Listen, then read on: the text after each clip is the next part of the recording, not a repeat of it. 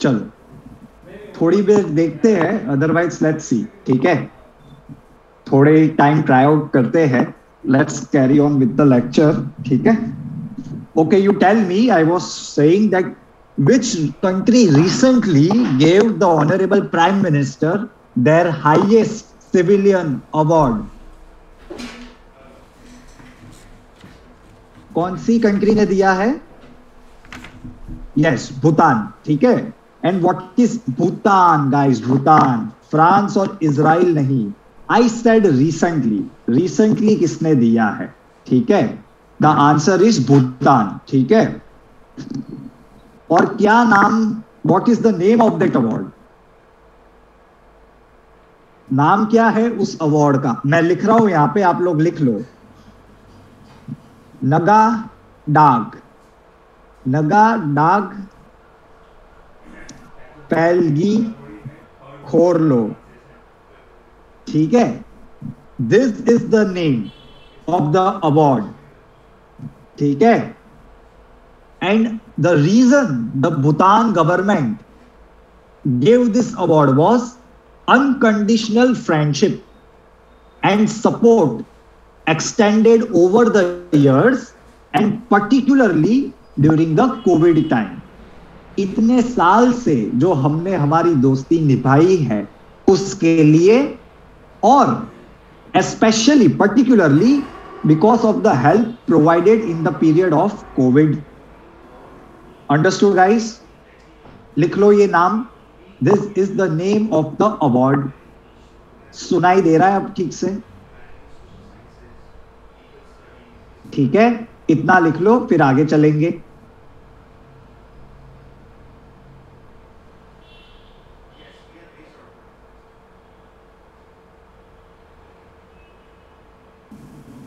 आज से एग्जैक्ट 1 साल पहले मोदी जी को एक और अवार्ड दिया गया था, civilian award. The name was the Legion of Merit. ये किसने दिया था? The Legion of Merit award किसको मिला था? कौन सी कंट्री ने दिया था? द आंसर इज यूएसए, ठीक है। This is Bhutan. देखो भाई, as I have said before, mentioned before, Indians getting any kind of recognition, वो आपको पढ़ना है, ठीक है। और मोदी जी को मिल रहा है तो ज्यादा पढ़ना है, समझ गए?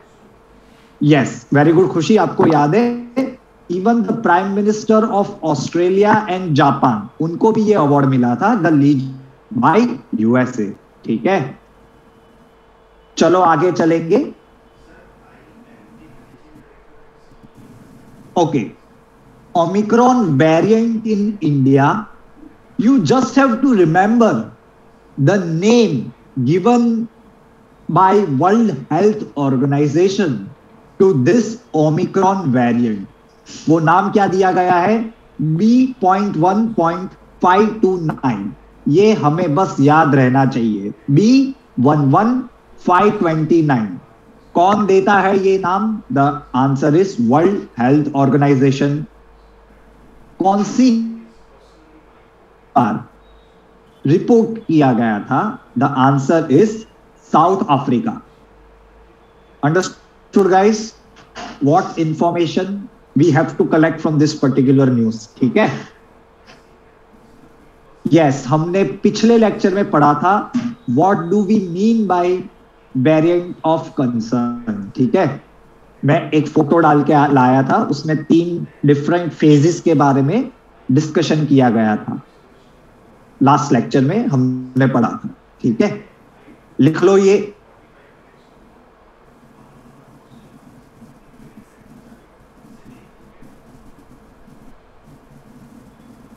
भाई अभी मास्क पहनना वापस से शुरू कर दो, ठीक है।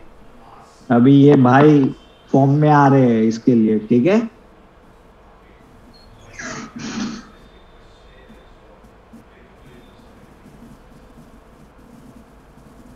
हाँ, मैंने भी बंद नहीं किया, लेकिन अब क्या है, जो थोड़ा भी ऐसे जेब में चला जाता था तो वापस मुंह पे रखना पड़ेगा, इसके लिए।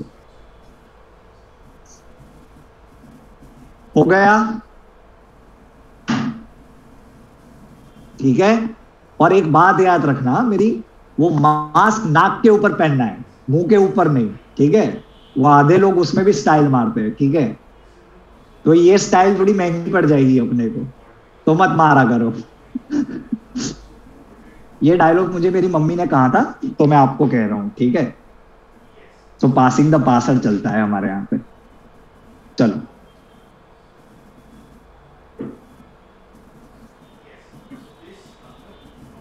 Okay, this is a little bit related to Omicron.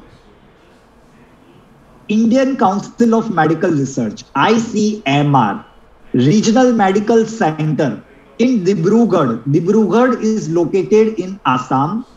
We studied about Dibrugarh refinery because वहां पे oil leak हुआ था. I hope you guys remember that. ठीक है। वहां पे जो Indian Council of Medical Research है, which is a government-owned research institution, they developed a real-time RT-PCR test for detection of Omicron variant, and it is a public-private partnership. Public में ICMR and private में GCC Biotech. ये दोनों ने साथ में मिलके in a partnership they have developed this kit, ठीक है। ये सबसे पहली ऐसी किट बनी है ओमिक्रॉन को लेके, इसलिए हम पढ़ रहे हैं। ओके, लिख लो। Indian Council of Medical Research is a big institute. They are also the one which are responsible for the development of your Covaxin. याद है ना कोवैक्सिन किसने बनाई है भाई? Bharat biotech along with Indian Council of Medical Research, ठीक है। ये पास्ट ईयर आपका क्वेश्चन था, इसके लिए जो आईसीएमआर करता है वो हमें थोड़ा पता होना चाहिए, ठीक है।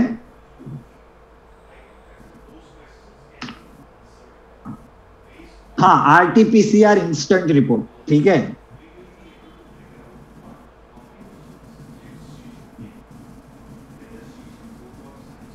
अब भी आवाज आ रही है ना ठीक से? हाँ, तो अभी मैं क्या कर रहा हूँ, आज एक डेस्क लगवा देता हूँ राउटर के ऊपर, ठीक है। फिर नेक्स्ट टाइम से इधर ही लेक्चर लूंगा।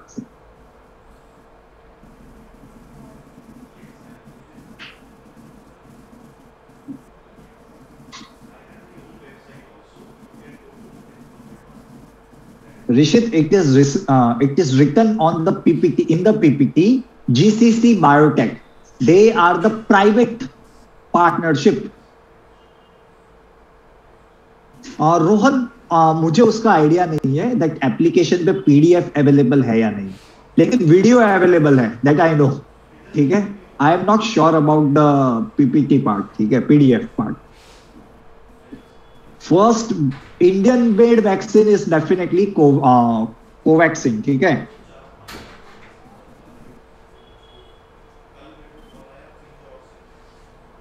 ओके गाइस, चले आगे, ठीक है, चलो।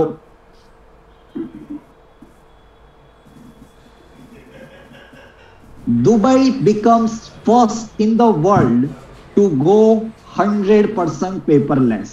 Very important, because you have to understand the gravity of this news. It is something happening for the first time. That is, it is important. And this is a very good step, innovative step by Dubai, ठीक है। They have decided that the Dubai government, please remember, government की बात हो रही है, that the government of Dubai will not utilize any kind of paper from now onwards. तो सब कुछ डिजिटल फॉर्मेट में होगा।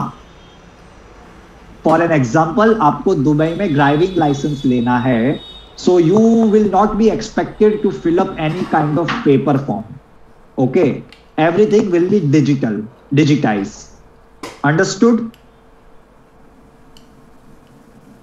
And even within the department, government में तो काफी सारे डिपार्टमेंट्स होते हैं, all the transaction will be conducted in paperless format. It is a very good step, ठीक है, because the more data you generate in today's time, more efficient your public policy will be. ठीक है, आपके पास जितना अच्छा data होगा आप उतनी अच्छी पॉलिसी बना पाओगे। आप लोग मेरी बात को ध्यान से सुनो, मैंने क्या कहा? The government of Dubai, government, वहां के लोग पेपर यूज कर सकते हैं, बच्चा स्कूल जाता है तो पेपर यूज कर सकता है। मैंने क्लियरली कहा सिर्फ और सिर्फ government, government functions and functionaries, they will not use paper. And please remember the crown Prince of Emirates, उनका नाम क्या है? शेख हमदन बिन मोहम्मद बिन रशीद अल माकोटुम। 2 बार बिन लगाना है, ठीक है? और ये सब भाई साहब के नाम याद रख लेना, ठीक है? क्योंकि बहुत सारे सिमिलर होते हैं। हाँ, ये एक ही नाम है, ठीक है? वो धमाल पिक्चर में है ना, नाम बताते बताते ही गोवा आ जाएगा, वैसा सिनारियो है इनका, ठीक है? शुरू होता है तो खत्म ही नहीं होता है।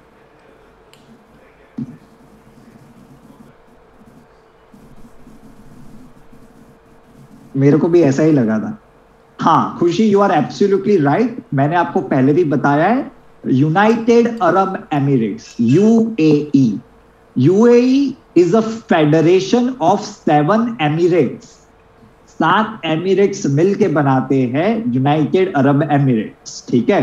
दुबई एक एमिरेट है, अबू धाबी एक दूसरा एमिरेट है, और बाकी के 5 मेरे को पता नहीं है, ठीक है? Sharjah, yes, Sharjah is famous, sorry my bad, Sharjah is one, या। तो ये 3 मेरे को पता है। ओके गाइस, लिख लिया?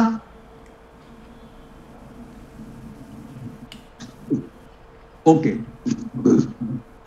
आपको मुझे ये बताना है that recently gallantry awards were presented, so who is the person जो ये अवार्ड्स देता है?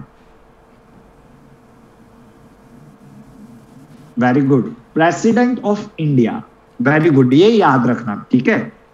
दूसरा क्वेश्चन, अभिदम जो था, अभिदम वर्धमान, द फाइटर पायलट, उनको कौन सा अवार्ड मिला था?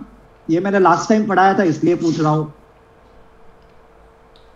अभिदम वर्धमान जो फाइटर पायलट है इंडिया के, उनको कौन सा अवार्ड मिला था लास्ट टाइम, मतलब गैलेंट्री अवार्ड? ये याद रखना, उनको वीर चक्र मिला था, वीर चक्र, ठीक है? एंड मैंने आपको ये बताया था that he took part in Balakot air strike, ठीक है? And he shot down a Pakistani jet, वो जेट कौन सा था?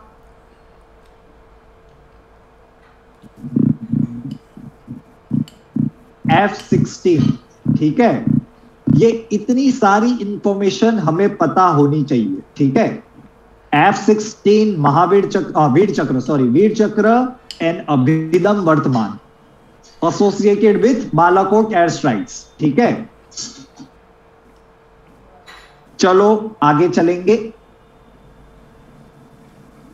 Let's go ahead.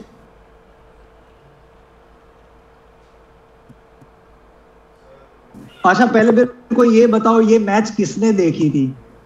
मैंने मेरी लाइफ में इतनी एक्साइटिंग चीज कभी नहीं देखी थी। This is the most amazing thing that I witnessed, ठीक है? मतलब जिसने 58th लैप देखा था उसने सबसे जोरदार चीज देखी है, ठीक है? So we should know 2 to 3 things about this particular thing.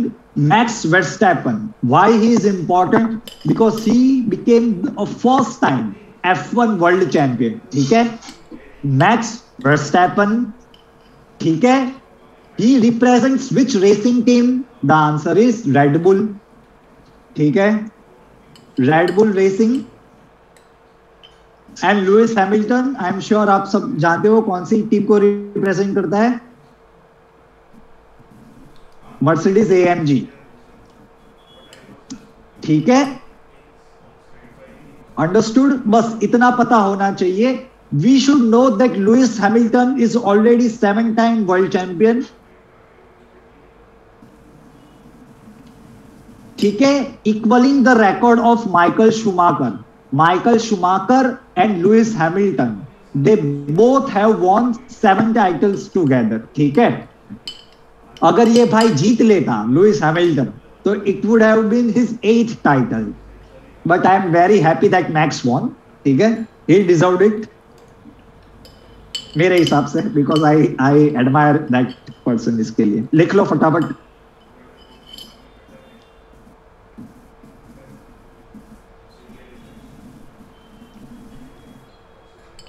And Lewis Hamilton is from United kingdom, ये पता होना चाहिए, and he is from Netherlands.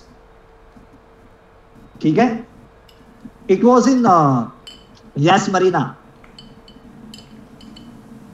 Super match था, इतना एक्सीलेंट मैच मैंने मेरी लाइफ में नहीं देखा है F1 का। हाँ, यस मरीना मतलब Abu Dhabi, it's the name, Abu Dhabi is the place, Yas Marina is the name of the circuit. ठीक है, Latifi was the main hero of the game. ठीक है, we should all thank to Latifi. चलो आगे चलते हैं। Okay guys, लिख लिया? इतनी ही इंफॉर्मेशन हमें चाहिए इस न्यूज को लेके। ठीक है, इससे ज्यादा कुछ नहीं। Let's go ahead. ठीक है, this is a weapon, SANT missile, it is a missile. सबसे पहली बात, किसने बनाई है ये missile? The answer is DRDO and Indian air force. ये दोनों ने मिलके दे टेस्टेड दिस मिसाइल। उसका नाम क्या है? Stand off anti tank missile. Now guys please pay attention. मैंने हमेशा से आपको पढ़ाया है दैट एवरी मिसाइल, और I would rather say major missiles are fired from ITCR range, Odisha. Remember, हम हमेशा से पढ़ते हैं ITR range, Chandipur, Odisha. But this particular missile that was tested in Pokhran range. Pokhran range is located in Rajasthan. ठीक है, SANT का full form क्या है? Stand off anti tank missile. ठीक है, it can neutralise targets in a range up to 10 kilometres. ठीक है, 10 kilometre तक के टारगेट्स ये डिस्ट्रॉय कर सकता है। ठीक है, डिजाइन एंड डेवलप किसने की है? जैसा कि मैंने बताया, DRDO ने की है। ठीक है, जो RCI है इन हैदराबाद, वो DRDO की एक लैब ही है। ठीक है, DRDO has different labs all over India. उसमें से रिसर्च सेंटर इमारत इन हैदराबाद, उन्होंने ये मिसाइल डेवलप की है। ठीक है, लिख लो।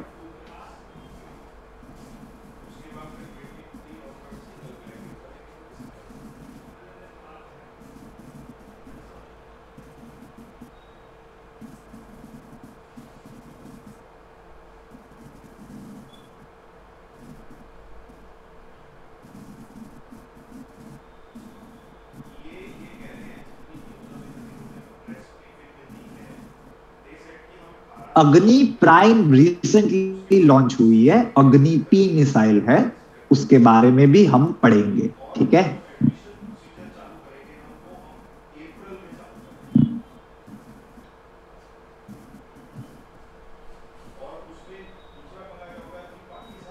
DRDO के चीफ का नाम क्या है?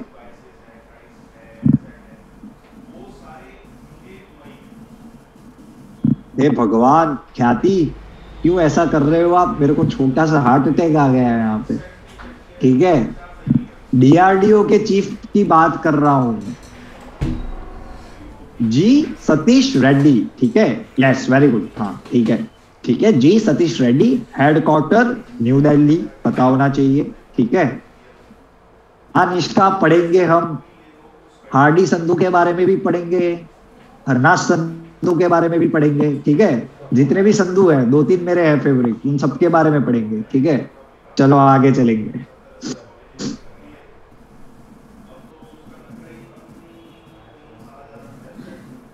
ओके गाइस, ये लिख लिया, चले आगे। चलो,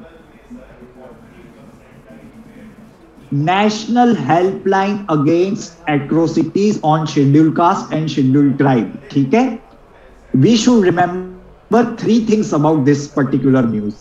दैट दिस पर्टिकुलर डेवलपमेंट और प्रोजेक्ट वो कौन सी मिनिस्ट्री ने लॉन्च किया है? The answer is Ministry of Social Justice and Empowerment. ठीक है, Ministry of Social Justice and Empowerment, they have launched this helpline. ठीक है, national helpline numbers for scheduled caste, scheduled tribe 14566. Now this particular helpline will help to implement और बेहतर से अच्छे से implement करने के लिए वन पर्टिकुलर एक्ट. वो एक्ट का नाम क्या है? Prevention of atrocities act 1989. पता चल गया. A helpline has been launched which will be useful to implement effectively the provisions of this particular act, Prevention of Atrocities Act 1989. Atrocity का मतलब in lighter way I would say, आप किसी को मतलब क्या कहते हो, डिस्क्रिमिनेट करते हो, आप परेशान करते हो किसी को, you know, you are committing some sort of aggression on any community, that is called atrocities. ठीक है, and you should remember article 17 by heart with respect to this particular scheduled caste and scheduled tribe act. ठीक है, क्या कहता है article 17 हमें? Abolishing untouchability. ठीक है, सो बेसिकली आर्टिकल 17 को एनफोर्स करने के लिए ये एक्ट लागू किया गया है. ठीक है, POA. पहले एक सिविल राइट्स एक्ट था 1955 में, उसको फिर चेंज करके पूरा नया एक लॉ लेके आए, प्रिवेंशन ऑफ एट्रोसिटीज एक्ट 1989. ठीक है, लिख लो, आर्टिकल 17 याद रहना चाहिए. ठीक है, इसके रिगार्डिंग इवन आर्टिकल 15, 16 भी याद रहना चाहिए, because they also mention number of I would say number of things on which you can not discriminate, sex, gender, place of birth. ठीक है, हाँ, एम्प्लॉयमेंट के लिए article 16 and in general is article 15. ठीक है, आर्टिकल 15 मूवी देखा होगा आप लोगों ने, गुड मूवी.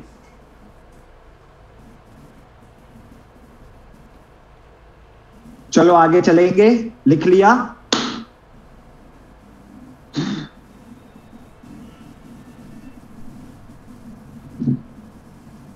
मिनिस्टर का नाम याद रखना इतना इंपॉर्टेंट नहीं है, लेकिन पूछ लेते हैं कभी कभी. Last time union minister of health and family welfare कौन है? मनसुख मांडविया, उनके बारे में पूछा था. ठीक है, हाँ, मनसुख मांडविया जी के बारे में पूछा था. ठीक है, is a Gujju boy after all. ठीक है, चलो आगे चलते हैं. अभी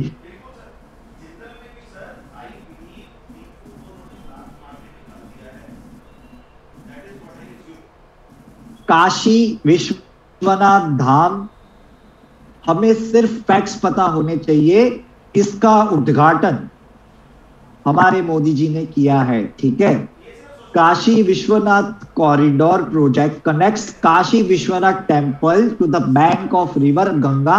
कहां पे? इन वाराणसी में. जो काशी मंदिर है वहां पे एक लंबा कॉरिडोर बनाया गया है, उसे और बड़ा किया गया है. It has been enlarge, the premise of the temple has been enlarge, और एनलार्ज करके एक कॉरिडोर बनाया गया है which will eventually lead you to the bank of the river Ganga. पता चल गया? और इस पर्टिकुलर रास्ते पे, in this corridor, there are Yatri Suvidha Kendra. Yatri means tourist, suvidha means to give them comfort. ठीक है, उनके लिए कुछ अरेंजमेंट्स किए जाएंगे for the tourist facilitation and वैदिक सेंटर्स. ठीक है, तो आपको वैदिक सेंटर में जो भी कुछ मिलेगा, पता नहीं क्या मिलेगा, आई डोंट नो, ठीक है, जाएंगे तब पता चलेगा। द टेम्पल वॉज एनलार्ज, जो 3000 स्क्वायर फीट का था उसे बढ़ा के कर दिया गया है 5 लाख स्क्वायर फीट का, ठीक है।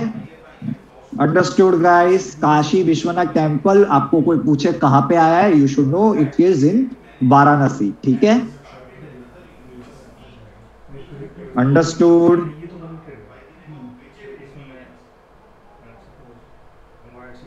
लिख लो फटाफट।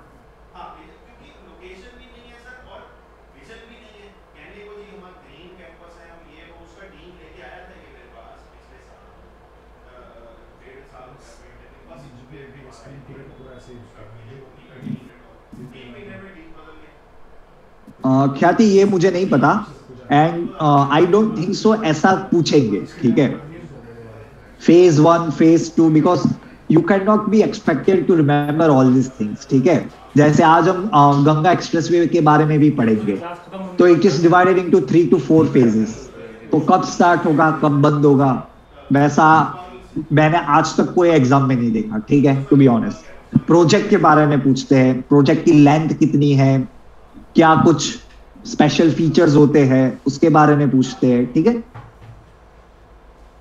फॉर एन एग्जाम्पल, अगर आपको मैंने पढ़ाया था, आई होप यू रिमेंबर, कि सबसे बड़ा ब्रिज ऑन अ रिवर वो कहां पे था, रिवर बेड के ऊपर सबसे बड़ा ब्रिज इन हाइट, ओके। इसमें से क्या पूछ सकते हैं, they can ask you where is Kashi Vishwanath temple located. I am sure, मतलब टू बी ऑनेस्ट मुझे नहीं पता था, ठीक है, कि वो वाराणसी में है।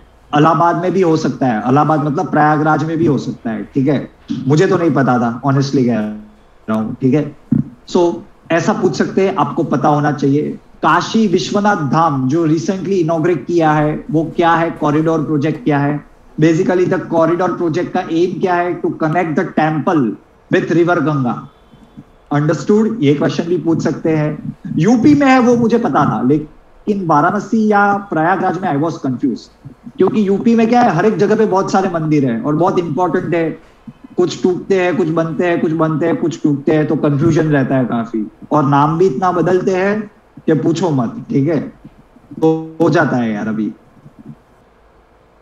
समझ रहे हो ना, like I have a genuine argument, ठीक है।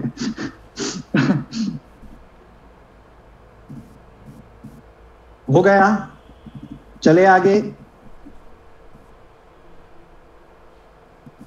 अभी हबीबगंज चेंज करके क्या रखा था नाम, हमने पढ़ा था,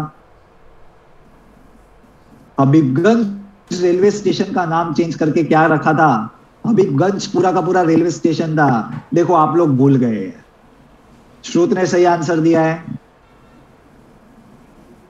एक जन ठीक से आंसर नहीं दे रहा। ये देखो ऐसा होता है, ठीक है। सिद्धांत आप भी गलत आंसर दे रहे हो, दैट इज वेरी शॉकिंग। अब सही दिया, रानी कमलापति, ठीक है, ठीक है, रानी कमलापति। हाँ वंश आपने भी दिया था, 2-3 जन ने ही दिया था। इसके लिए तो मैं कह रहा हूं कि नाम इतने बदलते हैं, थोड़े से कंफ्यूजन हो जाता है। देखो मैंने आपको आई गेस ये 2 हफ्ते पहले पढ़ाया था, लेकिन हो गया ना थोड़ा ऊपर नीचे। चलो ये लिख लिया, अभी आगे चलेंगे, चलो आगे चलेंगे। Republic Day 2022 chief guest. भाई रिपब्लिक डे कब आता है, रिपब्लिक डे कब आता है, 26 जनवरी। सबसे पहला रिपब्लिक डे कब सेलिब्रेट किया गया था, 1950। Very good. 1950 को रिपब्लिक डे क्यों सेलिब्रेट किया जाता है, constitution was enforce. Very good. Recently world में सबसे नया रिपब्लिक कंट्री कौन सा है, रिसेंटली वर्ल्ड में सबसे नया रिपब्लिक कंट्री कौन सा बना, Barbados, very good, Barbados. This is how you connect news, ठीक है, न्यूज को ऐसे कनेक्ट किया जाता है। Barbados is a Caribbean country, Caribbean जो सी है वहां पे है बारबेडोस, ठीक है, समझ गए। और 26 जनवरी क्यों सिलेक्ट किया गया था कॉन्स्टिट्यूशन एनफोर्स करने के लिए? वैसे तो 26 नवंबर 1949 को ही कर देते जब सब साइन करने बैठे थे तब, लेकिन क्यों 26 जनवरी को ही सिलेक्ट किया गया कि इसी दिन पार्टी करेंगे? Because Indian national Congress declared the first Independence Day on 26 January 1930. पूर्ण स्वराज डिक्लेरेशन बाय जवाहरलाल नेहरू, ठीक है, पूर्ण स्वराज डिक्लेरेशन, ठीक है, लेकिन मैं मान लेता हूं कि उन्होंने कुछ नहीं किया, ठीक है। नाउ ये क्यों पढ़ रहे हैं हम आज Republic Day 2022? Because we are planning to invite 5 Central Asian heads of the state. जो 5 सेंट्रल एशिया में कंट्री है उनके जो हेड ऑफ द स्टेट्स है उन्हें हम इनवाइट करने का प्लान कर रहे हैं। आप लोगों को याद है कि मैंने आपको थोड़े टाइम पहले ही 5 सेंट्रल एशिया के बारे में पढ़ाया था। मैंने सारी कंट्रीज लिखवाई थी, उसके कैपिटल लिखवाए थे, ठीक है, जब हम अफगानिस्तान के बारे में पढ़ रहे थे। तब भी आज एक बार और देख लो, ठीक है।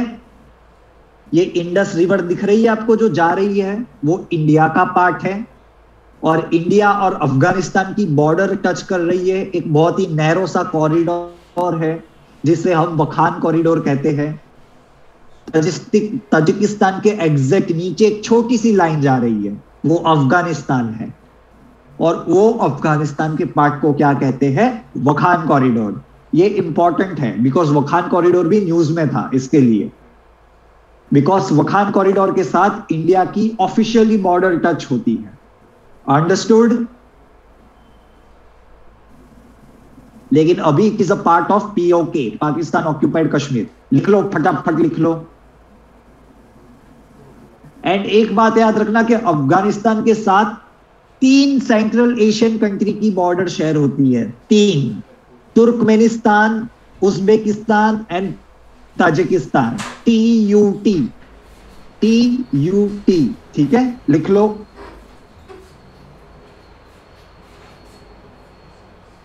ये मैंने आपको तब पढ़ाया था when we invited national security advisor from these countries to participate in a talk which was organized by India NSA on the issue of Afghanistan.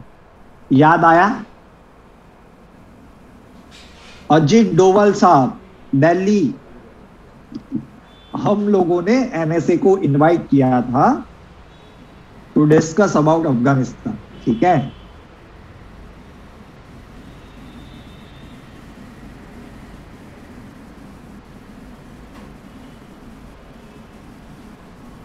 Galwan valley clash, I don't think so it is important now because already आपको पिछले साल पूछ लिया गया है।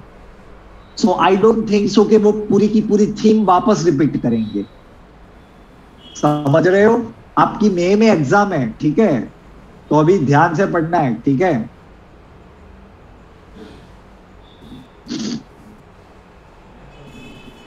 चलो आगे चलेंगे गाइस। हो गया? लिख लिया सबने? ये रिवीजन के लिए था। चलो, नेशनल एनर्जी कंजर्वेशन डे 2021 सबसे पहली बात कब सेलिब्रेट किया जाता है? दिसंबर 14 को सेलिब्रेट किया जाता है to raise awareness about energy conservation. बिजली बचाओ, ठीक है, बिजली बचाओ, कम बिल आता है और ग्रीन हाउस गैस भी कम एमिट होते हैं, ठीक है।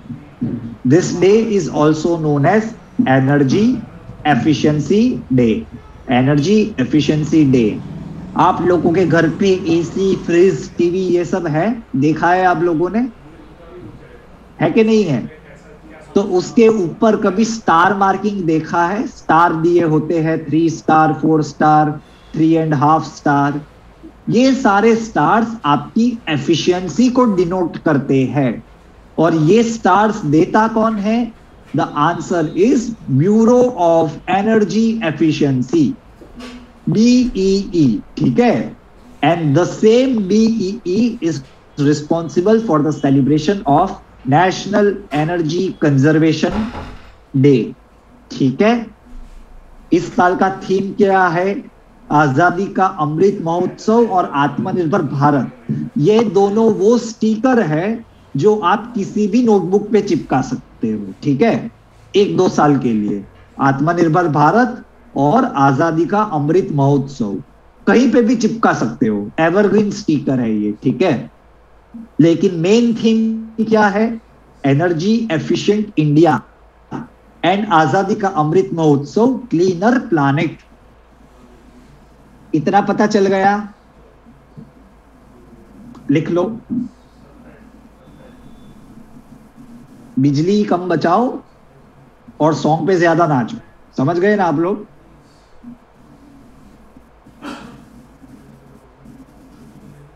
बिजली बचानी चाहिए। बिजली से एक ही चीज याद आती है, स्वदेश पिक्चर। वो लास्ट में दादी कहती है बिजली, वो सबसे जोरदार सीन है मूवी का।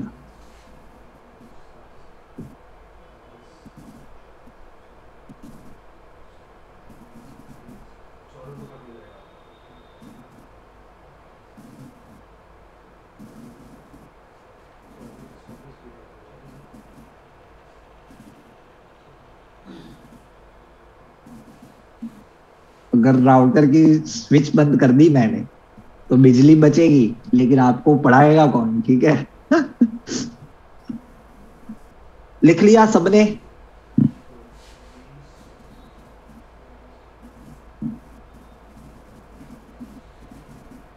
लिख लो।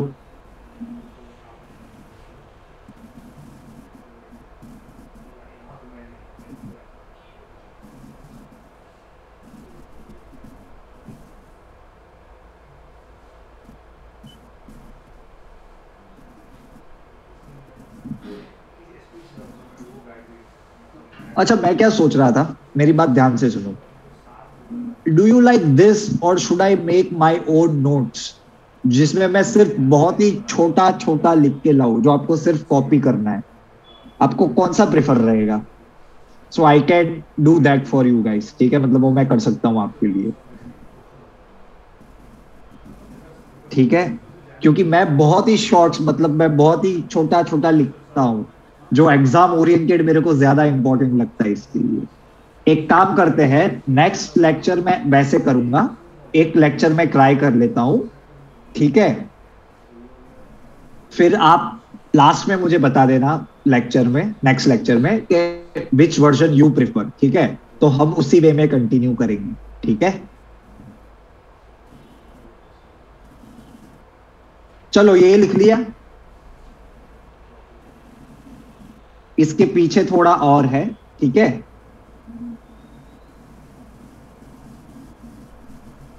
National Energy Conservation Awards are conferred on the occasion. इस दिन को एक अवार्ड दिया जाता है, नेशनल एनर्जी कंजर्वेशन अवार्ड्स। ठीक है, ये अवार्ड्स दिए जाते हैं। बीईई स्टार लेबल अप्लायंसेस, वो मैं ऑलरेडी आपको पढ़ा चुका हूं। Now please remember this important scheme, Convergence Energy Service Limited. ये एक कंपनी है, they are responsible for implementing Ujala programme. Ujala, UGALA। ठीक है, उजाला प्रोग्राम। ये उजाला प्रोग्राम है क्या? आपके घर में भी कुछ बल्ब होंगे जिसके ऊपर लिखा होगा उजाला बल्ब्स। ठीक है, they are LED bulb, light emitting diode bulbs. ठीक है, why LED? Because they consume less energy and they are more efficient. ठीक है, बस इतना लिख लो। ये मैं आपको इसके लिए पढ़ा रहा हूं बिकॉज रिसेंटली हमारे मोदी जी ने जो पंच अमृत का जो प्रिंसिपल है, जो उन्होंने ग्लासगो में बोला है, तो उस एम को अचीव करने के लिए this are important schemes which are reducing our carbon footprint. अगर आप एफिशिएंटली यूज करते हो एनर्जी, तो एनर्जी कम जलाते हो तो you are emitting less carbon. समझ रहे हो मेरे कहने का मतलब?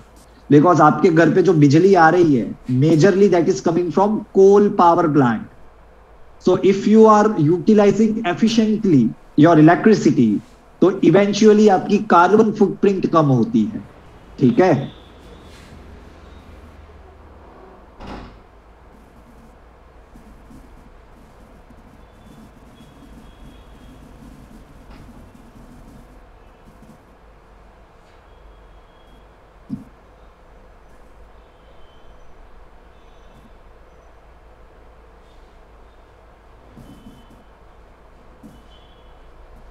हो गया भाइयों बहनों।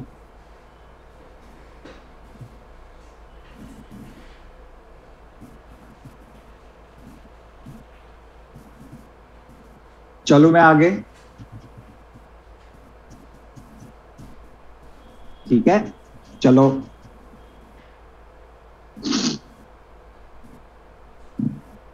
India votes against the United Nations Security Council draft resolution to securitize climate action। ये न्यूज किसी ने पढ़ा है सबसे पहले? ये है क्या इश्यू? ठीक है, ध्यान से समझ लेना। इसमें हुआ क्या था, बेसिकली दो कंट्री है, नाइजीरिया एंड आयरलैंड। उन्होंने यूनाइटेड नेशन सिक्योरिटी काउंसिल में एक रिजोल्यूशन मूव किया। रिजोल्यूशन मूव करके क्या करना चाहते थे वो? Basically they thought that climate change की वजह से जो सिक्योरिटी पे इंप्लीकेशंस आते हैं, जैसे क्लाइमेट चेंज की वजह से माइग्रेशंस होते हैं, आपको नहीं पता होगा लेकिन वर्ल्ड में सेकंड और थर्ड हाईएस्ट कैटेगरी में जो माइग्रेंट्स होते हैं they are because of climate change.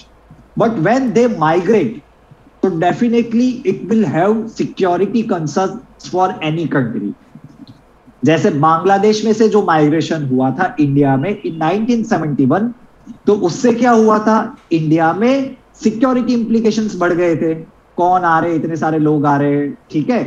In the same way ये रिजोल्यूशन मूव करने का एम ये था that United Nations Security Council should decide on the issues that are involved migrations or security issues because of climate change।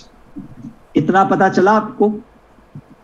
Climate change के कारण जो security पे issues होते हैं, सिक्योरिटी में जो कंसर्न्स होते हैं, वो कौन डील करेगा आपसे? United nation security council. But India, Russia and China they objected it. Why?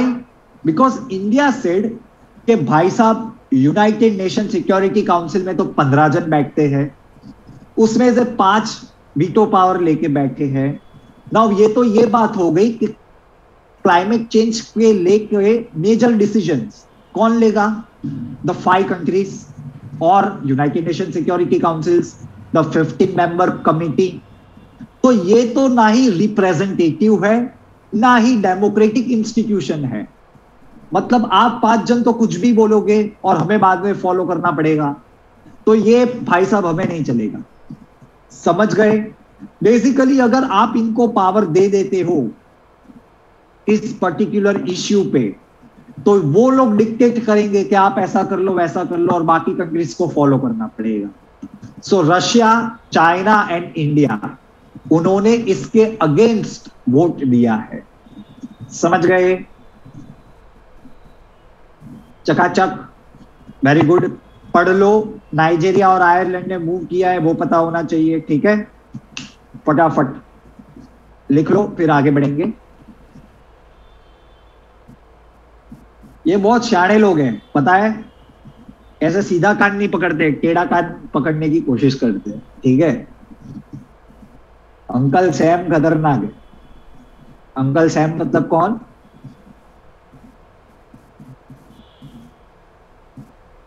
Uncle Sam कौन सी कंट्री को बुलाते हैं गाइस? Any idea? हाँ, वेरी गुड, ठीक है, यूएसए।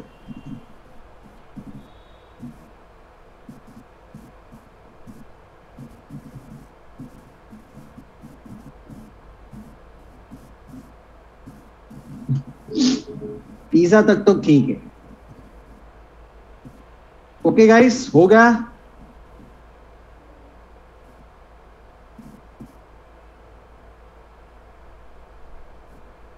लिख लो वंश फटाफट।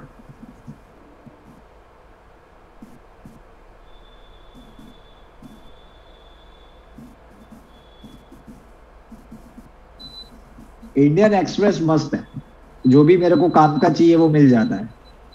राजा चारी के बारे में तो हमने कब का पढ़ लिया क्रिश। स्पेस एक्स के मिशन के लिए उनको सिलेक्ट किया गया था, इंडियन ओरिजिन पर्सन, ठीक है।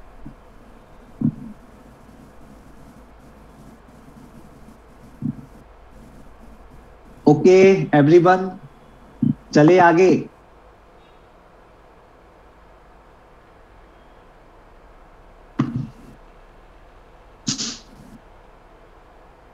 चलो देखो, चार धाम प्रोजेक्ट, इसमें दो तीन चीजें काम की है।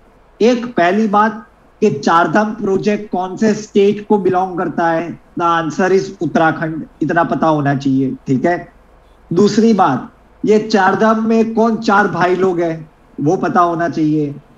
दो के ऊपर तो पिक्चर बन चुके हैं, बद्रीनाथ की दुल्हनिया और केदारनाथ, ठीक है। तो बद्रीनाथ केदारनाथ हो गया, और एक है यमुनोत्री और एक है गंगोत्री, ठीक है। समझ गए आप लोग? लिख लो। ये क्यों है? Because this project was stalled because there were very protest from NGOs and local people कि भाई this is a very fragile area. वैसे ही ये टेक्टोनिकली एक्टिव एरिया है, और यहाँ पे आप बड़े बड़े रोड बनाते हो, फिर वो उस पर बड़े बड़े व्हीकल्स आते हैं। दिस क्रिएट्स और this accentuates landslides and other tragic events, ठीक है। तो उसके ऊपर स्टे था, लेकिन रिसेंटली सुप्रीम कोर्ट ने अलाउ कर दिया है कि आप बनाए हो यार, थोड़ा बना लो, ठीक है। बिकॉज काफी सारे फॉरेस्ट को क्लियर करना पड़ेगा टू वाइडन द रोड्स।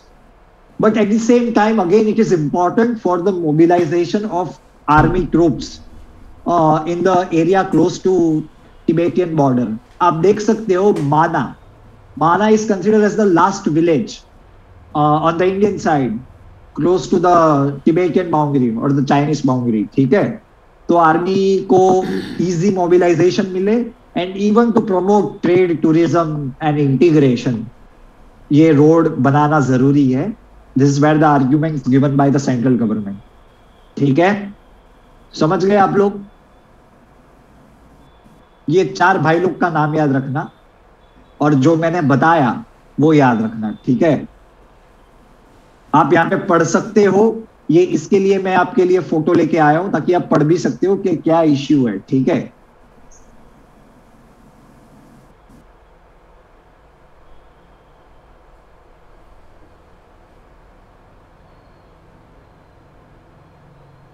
अब पता नहीं वंश, ये इंडिया में ये सब चलता रहता है, क्वाइट अनफॉर्चुनेट।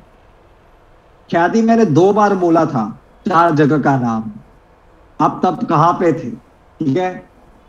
चलो वापस बताता हूं, यमुनोत्री, गंगोत्री, केदारनाथ, बद्रीनाथ, ठीक है। अभी वंश वो तो अनफॉर्चुनेट इवेंट है, ठीक है। नहीं, 4 भाई लोग मतलब ये जगह बहुत जोरदार जगह है, ठीक है। वो अपने पिक्चर में नहीं देखा, वो सुशांत उधर नहीं उधर चला जाता, उधर भी गया, रियल लाइफ में भी बेचारा ऐसा हो गया स्वयं, बिकॉज इट वॉज नेसेसरी। मतलब क्या है कि अभी, but they have created a committee. अगर मैं आपको बताऊं तो AK सिकरी, जो already he was a justice at the supreme court, in his observation this project will be conducted for ahead, ठीक है। तो सिकरी साहब देखेंगे कि ये लोग ठीक से कर रहे हैं कि नहीं कर रहे सब काम काज, ठीक है। चलो हो गया, चलेंगे आगे। ठीक है, पता चल गया है ना ये इसमें क्या इंपॉर्टेंट है हमारे लिए।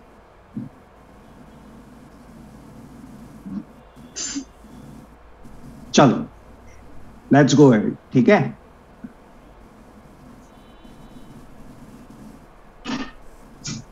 देखो ये इंपॉर्टेंट है। ठीक है, water second edition of water innovation challenge. Why?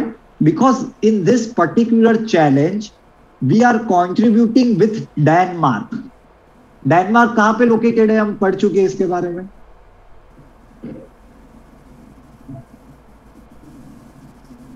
Europe, it is a Scandinavian country. याद है, मैंने पढ़ाया था स्कैंडेवियन कंट्रीज किसे कहते हैं। ठीक है, ऐसे जब आप डेनमार्क पढ़ो तो आपको ये याद आना चाहिए। एंड आई स्टिल रिमेंबर, मैंने आपको ये भी पढ़ाया था that Prime Minister Modi and Denmark Prime Minister Mette Frederiksen, they had a meeting virtually and they had agreed to elevate Indo-Danish relationship to green strategic partnership. Guys, this is a very unique type of friendship. आप देखो, हम Russia को भी strategic partnership कहते हैं, हम USA को भी स्ट्रेटेजिक पार्टनरशिप कहते हैं। ठीक है, but this is a green strategic partnership. Green का इंपॉर्टेंस ये है दैट हम डेनमार्क के साथ ऐसी टेक्नोलॉजीज पे बात करना चाहते हैं, काम करना चाहते हैं which are sustainable in nature. समझ रहे हो? Clean energy, efficient energy, clean water. So this is a very unique type of partnership we share with Denmark. मैंने आपको तब भी ज्यादा जोर देके इसके बारे में पढ़ाया था। Green strategic partnership. ठीक है, joint commission for cooperation between India and Denmark to achieve this green strategic partnership. ठीक है, नाउ इसी स्ट्रेटेजिक पार्टनरशिप के अंदर नीति आयोग, उनका एक खुद का प्रोजेक्ट है अटल इनोवेशन मिशन। नीति आयोग का ये बहुत ही फेमस मिशन है which is called AIM, AIM, Atal innovation mission. And Denmark की रॉयल एम्बेसी है, उन्होंने मिलके ये इनोवेशन चैलेंज लॉन्च किया है जिसका ये सेकंड एडिशन है। अगर इनोवेशन चैलेंज है तो आप समझ सकते हो they will be looking out for some innovative solution. ठीक है, फिर जो जीतेगा उनको क्या दिया जाएगा? They will be given a chance to represent India at the international water congress 2022। समझ गए? ज्यादा इंफॉर्मेशन है लेकिन इंपॉर्टेंट है। ठीक है, बिकॉज डेनमार्क के साथ we share this unique type of friendship which is called as green strategic partnership. ठीक है, यूएसए को हम कहते हैं comprehensive global strategic partnership, CGSP। Russia आया तो न्यूज़पेपर में आपने पढ़ा होगा स्पेशल स्ट्रेटेजिक पार्टनरशिप, SPSP। ठीक है, और डेनमार्क के साथ we have this green strategic partnership. ठीक है, लिख लो, फैक्चुअल है लेकिन क्वाइट ऑफ इंपॉर्टेंट न्यूज। ठीक है,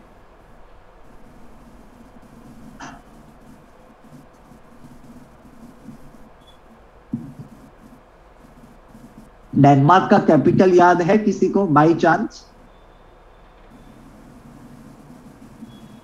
डुबलिन तो आयरलैंड का कैपिटल है। डुबलिन जो लिखा है, डुबलिन एक था टाइगर में, जहां जाते हैं भाई हमारे सलमान भाई, वो डुबलिन गए थे। ठीक है, कैटरीना को मिलने के लिए। डेनमार्क का कैपिटल है कोपनहेगन। ठीक है, कोपनहेगन। ठीक है,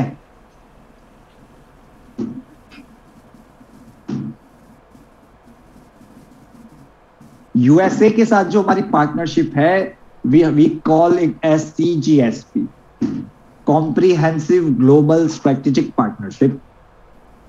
रशिया के साथ जो है उसे हम SPSP कहते हैं, स्पेशल प्रिविलेज स्ट्रेटेजिक पार्टनरशिप।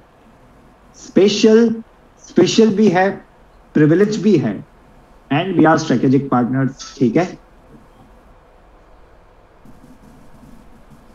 ये अगर आपने न्यूज़पेपर पढ़ा होता, पुटिन सब आए थे 10 दिन पहले, तब उसमें लिखा था, डिटेल में लिखा था, एसपी पार्टनरशिप 10 बार लिखा होगा एक आर्टिकल में।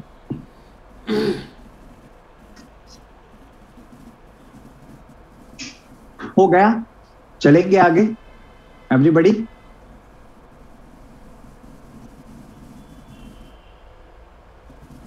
क्रिश, नाम क्रिश है तो क्रिश जैसा काम करो, फटाफट एकदम लिख लो।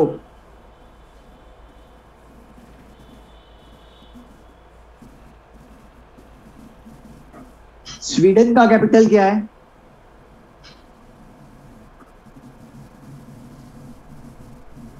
Stockholm, very good,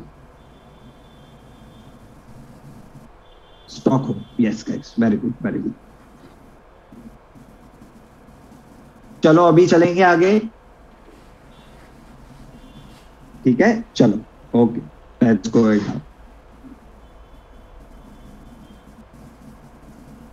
miss universe, पहले मेरे को ये बताओ सुष्मिता सेन कौन से साल में बनी थी? The first miss universe of India Sushmita Sen कब बनी थी? सब लोग गलत आंसर लिख रहे हो, ऐसे कैसे चलेगा? 1994, ठीक है।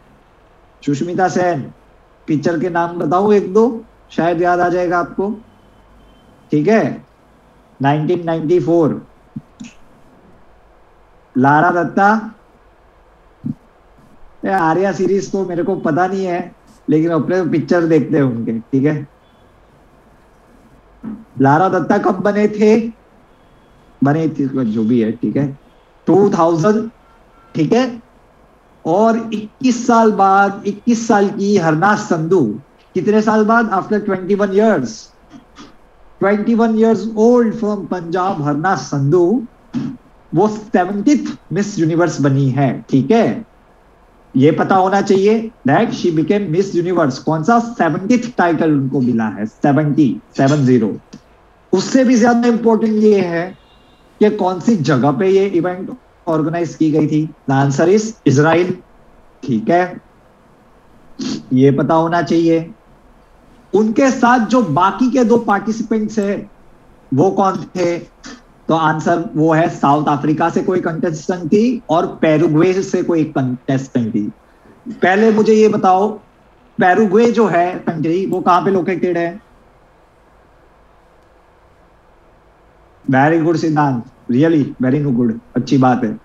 Paraguay is located in South America, ठीक है, साउथ अमेरिका। चलो, Miss Universe 2021 Harnas Sandhu was presented the crown by Andrea Miza from Mexico, ठीक है, मैक्सिको, नार्कोस मैक्सिको, ठीक है, देखा है ना आप सबने। तो भाई मानुषी चिल्लर क्या बनी थी? ऐसा पूछ रहे 1-2 जन, किसको पता है मानुषी चिल्लर क्या बने थे? भाई वो मिस वर्ल्ड बने थे, ठीक है, मिस वर्ल्ड 2017 में। मिस वर्ल्ड होता है, मिस यूनिवर्स होता है, ठीक है।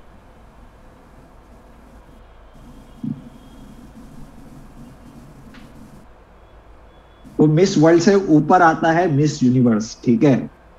Aishwarya Rai, she was also Miss World, ठीक है,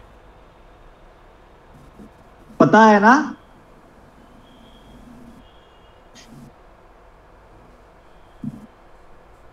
प्रियंका चोपड़ा, वो भी मिस वर्ल्ड थी, ठीक है, मिस वर्ल्ड, वो भी मिस वर्ल्ड थी।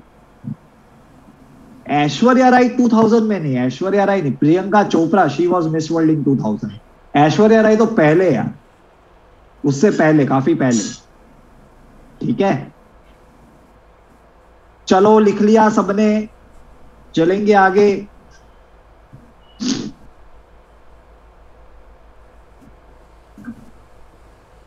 अपने को कुछ भी नहीं मिला, ठीक है, इसमें से मिस वर्ल्ड भी नहीं, दुखी है, दुख भरी रास्ता। Rita Faria, yes, first miss World, ठीक है। Rita Faria, yes, she is the first miss world. ये आपकी आईक्यू की बुक में दिया है, हमारी बुक में, ठीक है, तो वहां पे आप पढ़ सकते हो, ठीक है। चलो आगे चलेंगे।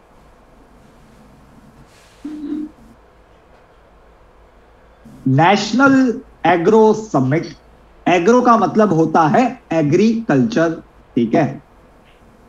ये क्या है? This is a very big event organised by government of Gujarat, ठीक है। This is one of a kind, first of a kind national summit on agriculture and food processing, and here the focus will be on natural farming, zero budget natural farming. इसे कहां पे organise होने वाला है? The answer, it is in Gujarat, ठीक है, गांधीनगर में। ये पता होना चाहिए, because it is a national level summit, national agro summit. जैसे वाइब्रेंट गुजरात होगा अभी जनवरी में, तब भी हम उसके बारे में पढ़ेंगे, because vibrant Gujarat is a very important investment festival in India, ठीक है। Zero budget natural farming. This is something that the government is trying to promote in a big way, in a major way. आपको क्या पता चलता है जब आप पढ़ते हो zero budget natural farming? How do you see this farming will be conducted? आप लोग से मैं जानना चाहूंगा, आपको क्या पता चलता है जीरो बजट नेचुरल फार्मिंग से? देखो, the one of the most important and major problem in Indian agriculture is the high input cost that are incurred by the farmer. Farmer को इनपुट में ही काफी सारा पैसा लगाना पड़ता है, and on the other hand when he goes and sell, or he go for the sale of the same produce, he is not getting enough money. I hope हमने इसके बारे में भी पढ़ा था पिछले लेक्चर में, that why farmer is not able to get right amount for his produce, ठीक है। So what government is trying to promote is कि we should promote natural farming. ना इंसेक्टिसाइड डालना है, ना पेस्टिसाइड डालना है, ना फर्टिलाइजर डालना है। इन सारी केमिकल्स की जगह we should use natural biological agents, जैसे cow manure, cow dung, composting. ये method which is free of cost in nature, that should be utilize to promote productivity. तो अगर फार्मर की कॉस्ट ही कम है, then whatever he sell for, he will be getting relatively higher money. समझ गए? Zero budget natural farming. Now अगर आप my government पे जाके आप देखोगे, so there they have there they have showed beautiful pictures that what is zero budget natural farming, ठीक है। और पेपर पढ़ लो with respect to this, 2 दिन पहले का, you will find an article about this particular topic, ठीक है, लिख लो। समझ गए मेरी बात आप?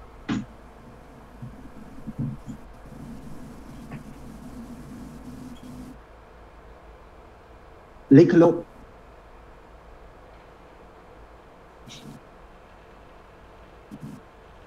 उनके इंस्टाग्राम पेज पे जाओगे, फोटो ही फोटो है माई गवर्नमेंट पे, ठीक है।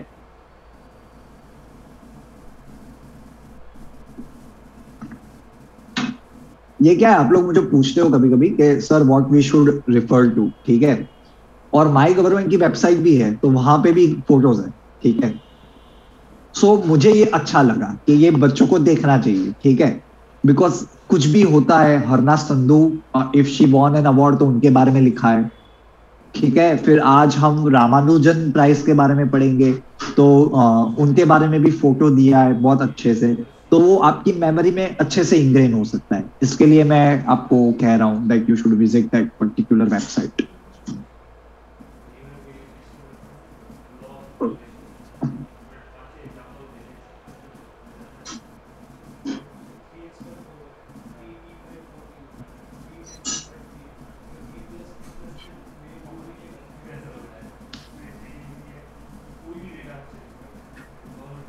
कुछ वॉच करने की जरूरत नहीं है, इंटरनेशनल अफेयर्स आपको, ठीक है। अपना जो भी है नॉर्मल करंट अफेयर्स जो नॉर्मली आता है न्यूज़पेपर में उसे ही पढ़ना है, ठीक है। You can not give any kind of time to any specific topics, ठीक है। आप लोग अंडर ग्रेजुएट एग्जाम दे रहे हो, your preparation should be on those lines, nothing more than that, ठीक है। लिख लिया ये everyone? Should I go ahead? देखो, जो भी मुझे पूछ रहे हैं about that Russian helicopter that got crash in that unfortunate event, you don't have to know about that helicopter, ठीक है। मतलब वो क्रैश हो गया तो उसके ऊपर क्या पूछ लेंगे, ठीक है। ट्राई टू थिंक, एक बार सोच के देखो कि अगर वो क्रैश हुआ है, चलो वो इंसिडेंट को हम लेते हैं, तो क्या पूछ सकते हैं, ठीक है। जस्ट नाम पूछ सकते हैं, पॉसिबल है तो क्या, कौन सा हेलीकॉप्टर था, बस। उससे ज्यादा और कुछ नहीं पूछ सकते हैं, ठीक है। Okay, something about chief of defence staff mister Bipin Rawat, ठीक है। उसके बारे में हम सबको पता है, ठीक है। लेकिन अभी you can not do a PhD on that particular helicopter, ठीक है। रशिया से हमने 10-15 साल पहले लिया था, understood.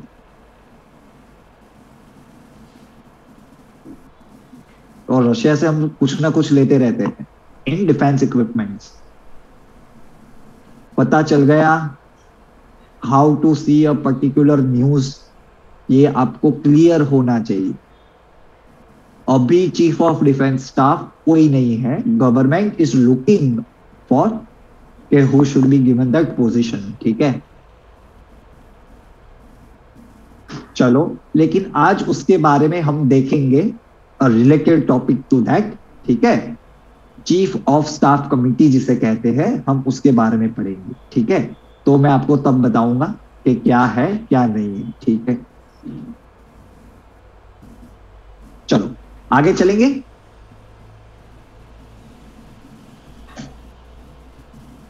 Indian origin Leena Nair, she has been named as chief executive officer of French luxury brand Chanel, ठीक है। एक Chanel, मुझे मेरी छोटी बहन ने बताया, ठीक है। एक Chanel, वो चैनल बोल रहा था मैं ऐसे ही उसको चिढ़ाने के लिए, ठीक है।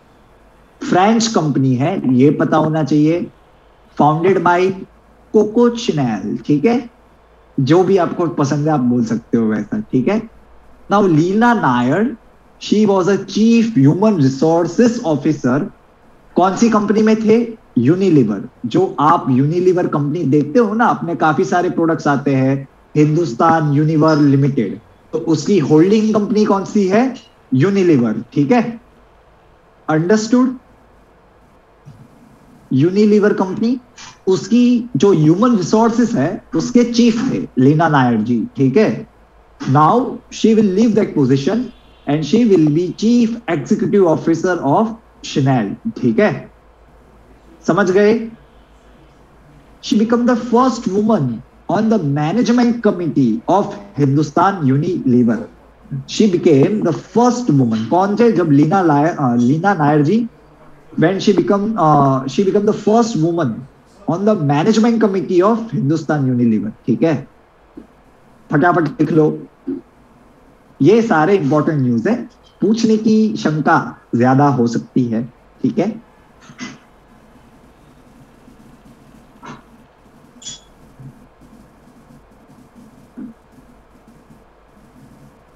डिस्काउंट दे दे तो अच्छा है, कुछ एक दो चीज खरीद ले शायद हम, ठीक है।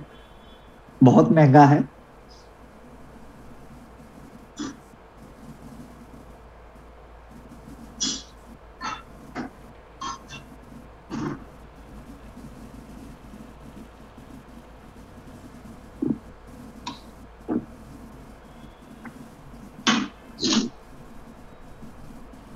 Do you guys know the story of Johnny Lever?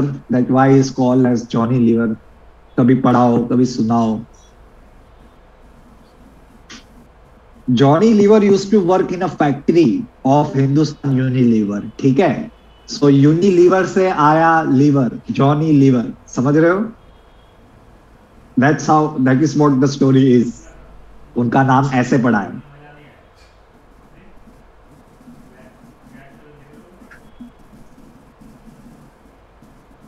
ठीक है, चलो लिख लिया।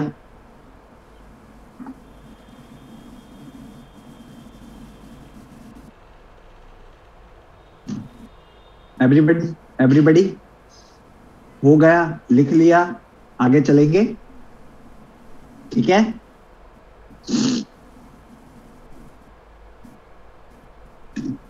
चलो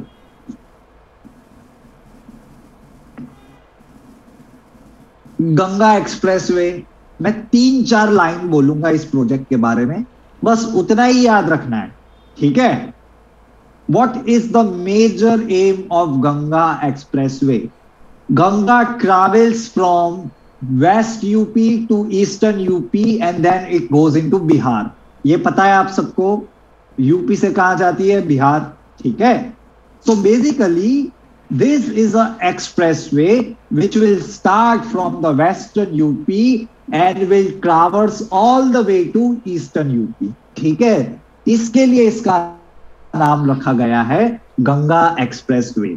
ठीक है, it is a greenfield project. Greenfield project का मतलब क्या है? नया बनाया जाएगा पूरा का पूरा। ब्राउनफील्ड का मतलब क्या होता है?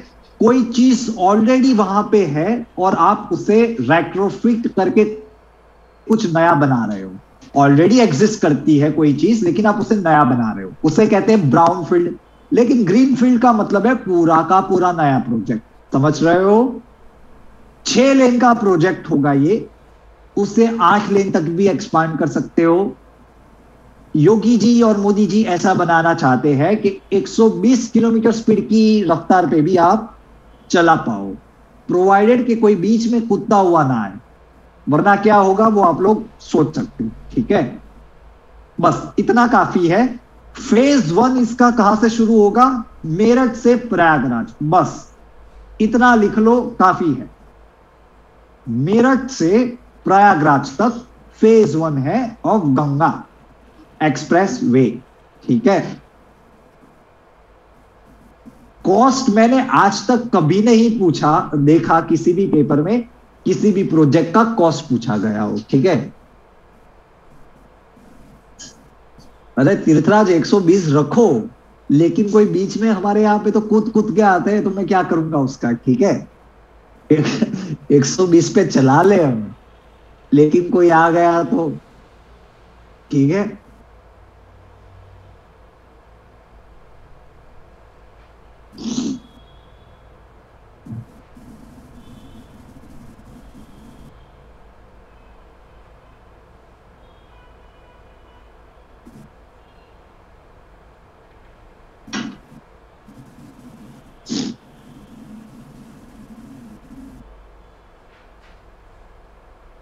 It is a good project, I think, because you have to increase connectivity। ठीक है, वो काफी रिपल इफेक्ट्स आपके लिए जनरेट करता है। ठीक है, चलो भाई लोग लिख दिया।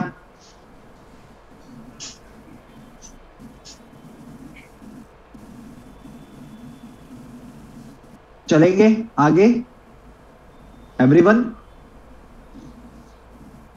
चलो, वेरी गुड।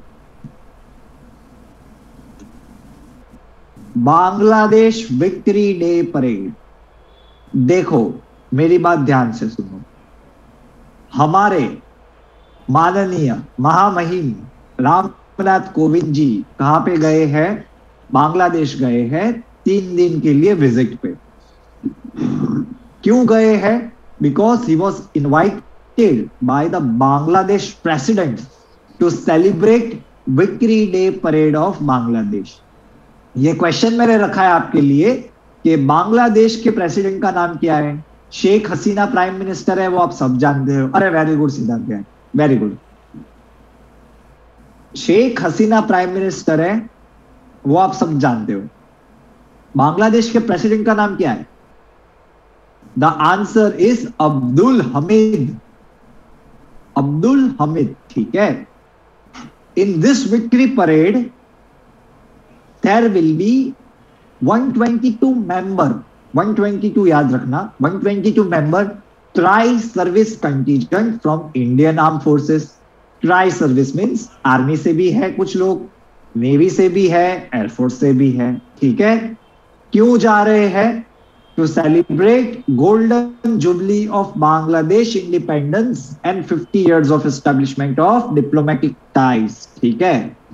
प्रेसिडेंट वहां पे मुक्ति जोदास, ये वर्ड इंपॉर्टेंट है, please write down. Mukti Jodhas के साथ भी इंटरेक्ट करेंगे। ये वो लोग हैं who picked up arms to fight against the Pakistani atrocities back in 1971, ठीक है। He will also visit National Martyrs Memorial and Bangabandhu Memorial Museum, ठीक है। इतना लिख लो फटाफट।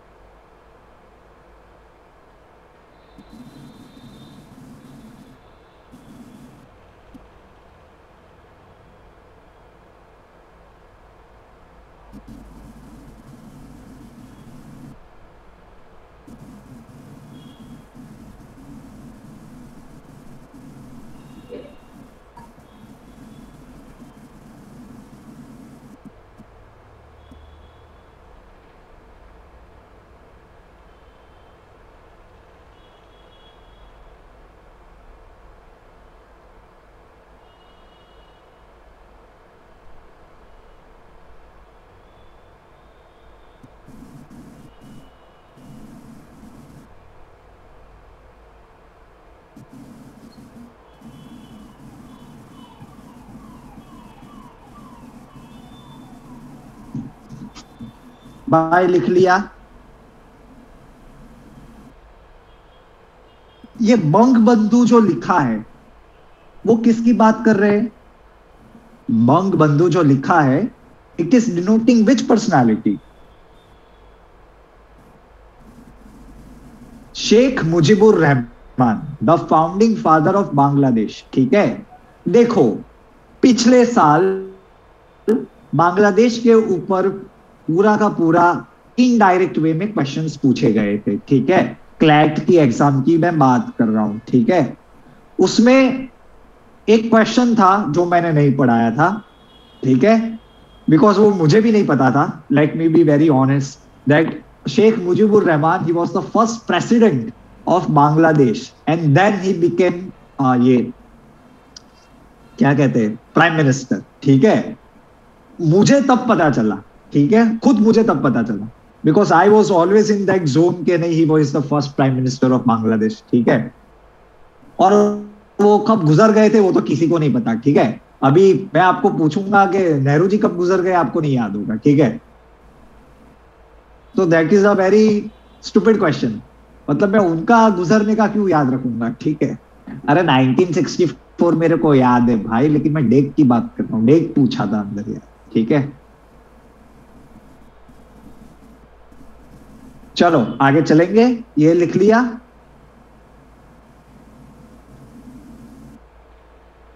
चलो चलो चलो चलो। देखो, this is the most significant achievement by NASA. Amazing job. Parker solar probe mission, इसके ऊपर एक क्वेश्चन आएगा किसी भी एग्जाम में, because this was a probe that was launched by NASA. The aim of this particular probe was to analyze the atmosphere of sun. तो उसको study करने के लिए they went very close and even inside the surface atmosphere of the sun.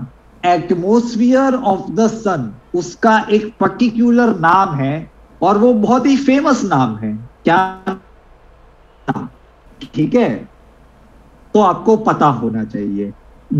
One of the first historic achievement, one of the most significant achievement of NASA is that they were able to penetrate the atmosphere of sun. आप समझ सकते हो कि सन का atmosphere कितना hot होगा, but they were able to achieve it. ठीक है, फटाफट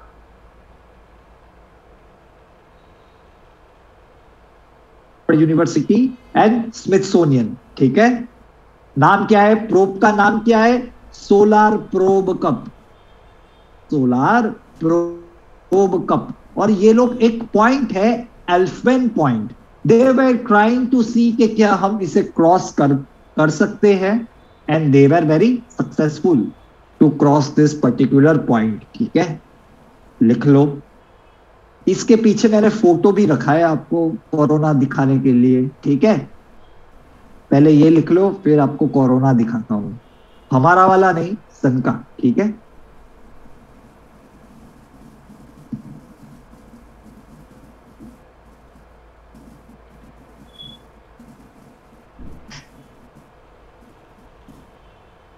ये कोरोना टच करके आए, और ये कोरोना से हम ऐसा चाहते हैं कि हम टच ना करें। ठीक है, कैसा कैसा है सब?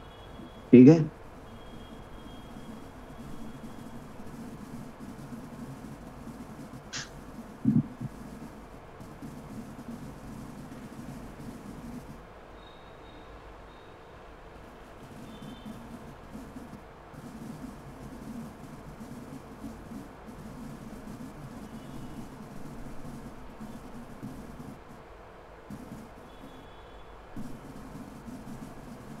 हो गया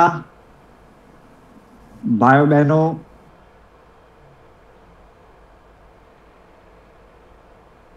कोई बात नहीं, लिख लो लिख लो, चलिए।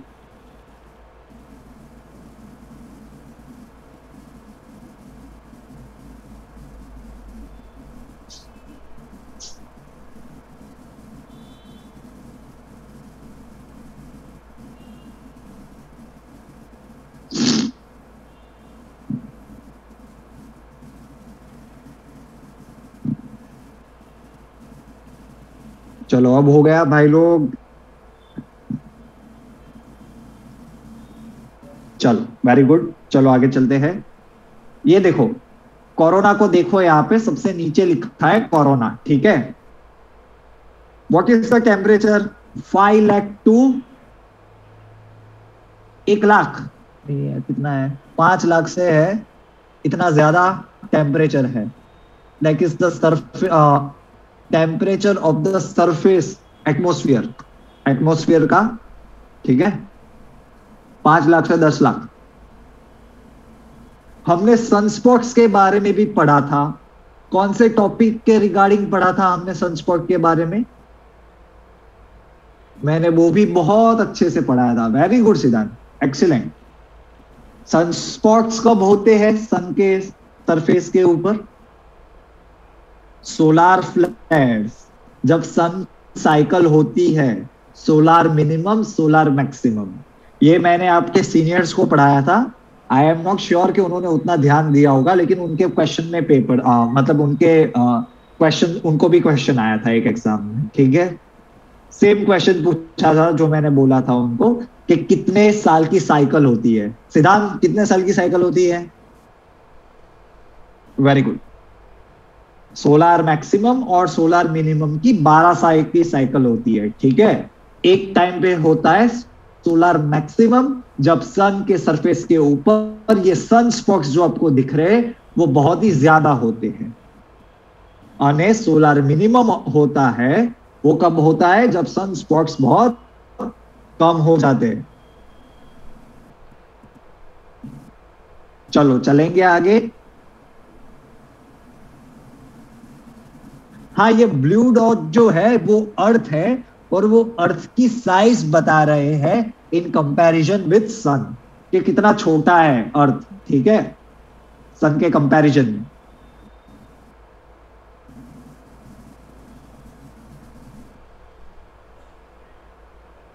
चलो आगे चलेंगे गाइस।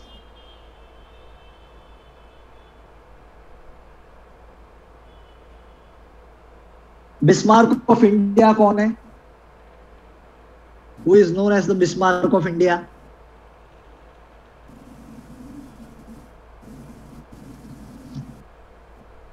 सरदार पटेल। ठीक है, और बिस्मार्क कहां से बिलोंग करते थे? Germany. Is consider as the unifier of Germany. ठीक है। Prussia, yes, Prussia back in the days, Prussia eventually becomes Germany, ठीक है, वेरी गुड। चलो पढ़ लेते हैं। सरदार वल्लभ भाई पटेल स्टैच्यू, मैं स्टैच्यू ऑफ यूनिटी के बारे में आपको थोड़ा सा पता होना चाहिए, ठीक है। 182 metre is the height of statue of unity, ये बात याद रखना। ये क्या है, एवरग्रीन टाइप ऑफ क्वेश्चंस है जो कभी भी पूछ सकते हैं एग्जाम्स में, ठीक है। और कौन है आर्किटेक्ट उस पर्टिकुलर मूर्ति का? वेरी गुड सिद्धांत। ये दो क्वेश्चन है ना गाइस, ये एवरग्रीन क्वेश्चन है, इसको लेके तो आपको पता होना चाहिए। मैंने आर्किटेक्ट के बारे में पूछा है यार, बनाया किसने वो बात अलग है। आर्किटेक्ट जो होता है वो कौन है? आप में से एक ही जन को आया है, please write down Ram Suthar, ठीक है, वेरी इंपॉर्टेंट, लिख लो।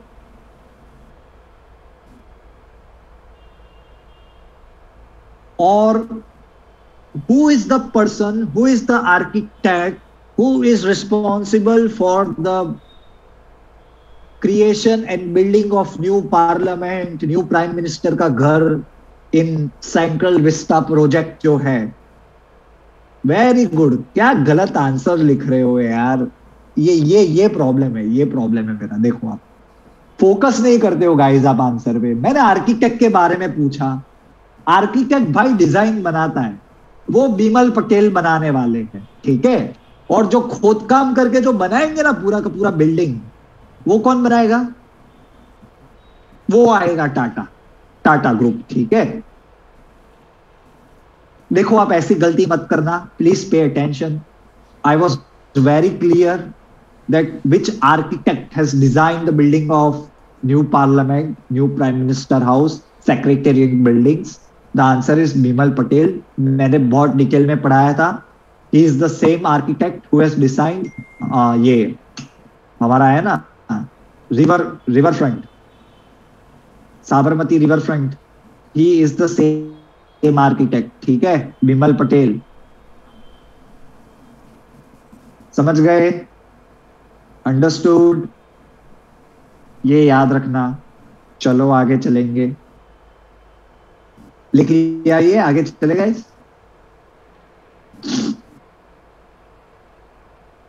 चलो अच्छा, ग्रीन हाइड्रोजन क्या होता है? आपको पता चलना चाहिए the importance of hydrogen. Green hydrogen किसे कहते हैं? मैंने आपको हाइड्रोजन के बारे में कितना डिटेल में पढ़ाया था। I hope you guys remember that and mark my words, hydrogen is a important topic for this year examination. Very good. Simple line में मेरी बात सुन लो, वापस से आज पढ़ा रहा हूं because I think that it is a very important topic. Green hydrogen means that hydrogen which is generated from clean energy. Clean energy, जो भी clean energy, for an example solar energy is the clean energy, उस electricity को use करके जो आप बनाते हो hydrogen, it is called green hydrogen. समझ गए? Then blue hydrogen is that type of hydrogen in which some amount of carbon is generated, but the same amount of carbon is again sucked by any other means आप carbon को भी capture कर लेते हो अगर generate होता है, but still at the same time you will capture that carbon back. That is called blue hydrogen. समझ गए? फिर आता है ब्राउन हाइड्रोजन। उसमें मैंने आपको एग्जांपल दिया था कोल का। दैट कोल से जो एनर्जी है that is a polluting energy. आप जो एनर्जी आती है कोल पावर प्लांट से और वो यूटिलाइज करके जब आप हाइड्रोजन बनाते हो, इट इज ब्राउन हाइड्रोजन। याद आया? ये जो तीन चीज मैंने बोली ये आपको दिल में और दिमाग में घंटी बजी, ठीक है? Very good. चलो देख लेता हूं, आपके लिए एक फोटो लाया हूं, देख लो, देख लो जो मैंने पढ़ाया, क्लियर हो जाएगा आपका।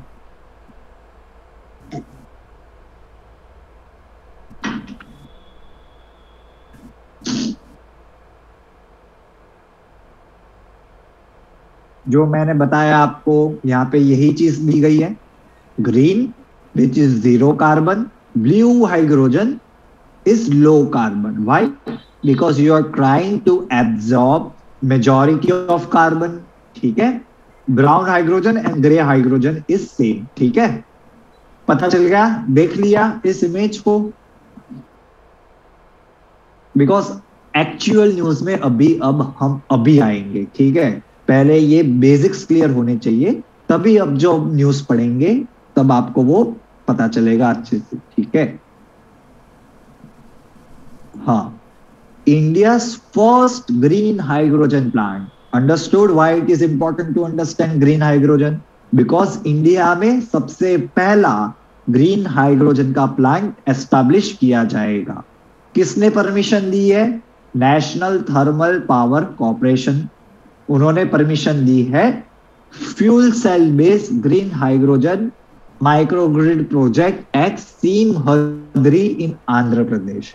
इंडिया का सबसे पहला ग्रीन हाइड्रोजन का प्लांट कहां पे लगेगा? सीमहद्री करके एक जगह है आंध्र प्रदेश में, वहां पे लगेगा. ठीक है? It is near Visakhapatnam. ठीक है? This project is in line of prime minister Modi's vision of becoming carbon neutral bye 2070. ये कहां पे एम दिया था कार्बन न्यूट्रल बाय 2070? कहां पे मोदी जी ने ये एम दिया था? Glasgow COP26, and this is one of the pillars of पांच अमृत. पांच अमृत में सबसे पहला अमृत ये वाला था कि we will go carbon neutral by 2070. ठीक है? And it is also largest in the world. ये जो green hydrogen based energy project है, it is India's first and largest in the world. लिख लो फटाफट.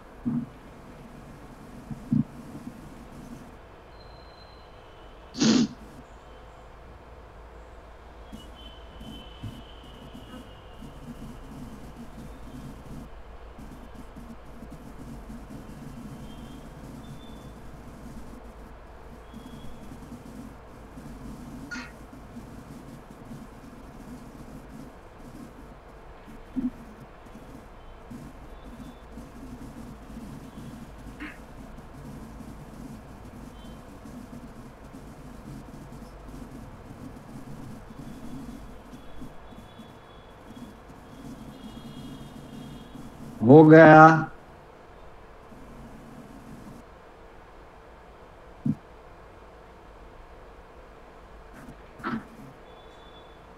एवरीवन,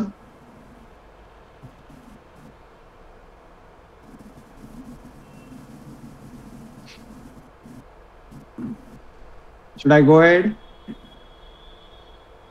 जल्दी लिखो ख्याति.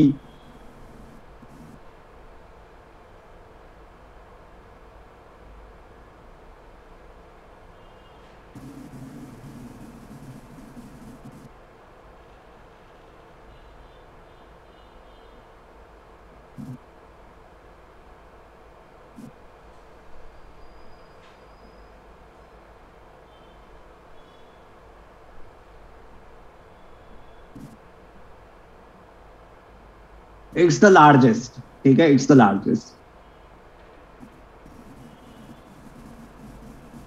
चलो आ जाऊं आगे गाइस. लिख लिया? चलो, ये थोड़ी एडिशनल इंफॉर्मेशन है. Hydrogen at India first hydrogen base will be produce through electrolyser. देखो गाइस, हाइड्रोजन एक प्रोसेस से प्रोड्यूस होता है जिसे कहते हैं इलेक्ट्रोलाइसिस. आपने कभी साइंस में पढ़ा होगा इलेक्ट्रोलाइसिस करके. आई होप, अगर नहीं पता हो तो अभी चलेगा. ठीक है? सिर्फ नाम याद रख लेना, इलेक्ट्रोलाइसिस. उससे प्रोड्यूस होता है. ठीक है? Solid oxide electrolyser. ठीक है? उसका फ्यूल सेल होता है. बस इतना जानना जरूरी है, ज्यादा नहीं. लिखना है लिख लो, solid oxide electrolyser fuel cell, बस, बाकी कुछ नहीं. ठीक है? चलो आगे चले.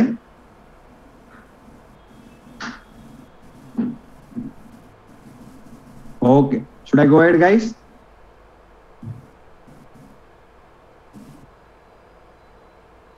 चलो